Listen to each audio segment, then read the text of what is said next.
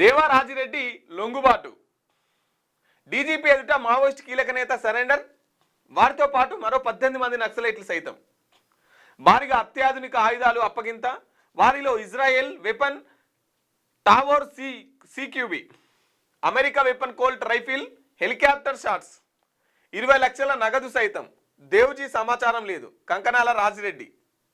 రాష్ట్ర ప్రభుత్వం భరోసాతో లొంగుబాటు అంటున్నాడు దేవ. పిఎల్జీఏ పూర్తిగా కొలాప్స్, లొంగిపోయిన వారిపై 1,81,00,000 రివార్డు డీజీపీ. ఇక పిఎల్జీఏ మొత్తమే లేదు, కొలాప్స్ అయిపోయింది. ఎవరితోని? బార్సే దేవతోని ఇక లేదు అని చెప్పేసి చెప్తున్నారు. ఇక దేవుజీ ఎవరైతున్నారో వారి సమాచారం మాకు తెలియదు అని చెప్పేసి మాట్లాడుతున్నారు. ఇక నిన్న బార్సే దేవతో పాటు ఒక 18 మంది లొంగిపోయినట్టు తెలుస్తుంది. వారిలో రాజిరెడ్డి కూడా ఉన్నారు, రాజిరెడ్డి వారి సతీమణి ఇద్దరు కూడా ఉన్నారు. మావోయిస్టు పార్టీకి భారీ ఎదురుదెబ్బ తగిలింది.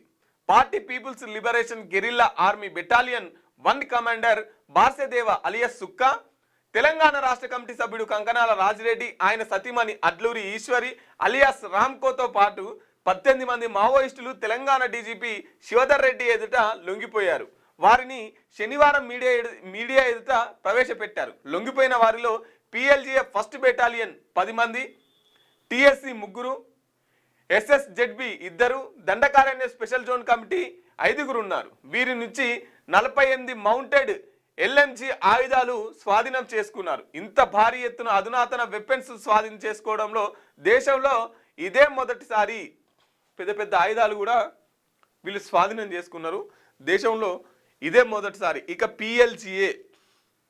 పిఎల్జీఏ అనేది లేదు. ఇంకెవరన్నా ఉంటే లొంగిపోండి, భారీగా కూడా మీకు రివార్డ్ ఇస్తామని చెప్పేసి డీజీపీ గారు అయితే మాట్లాడినటువంటి పరిస్థితి.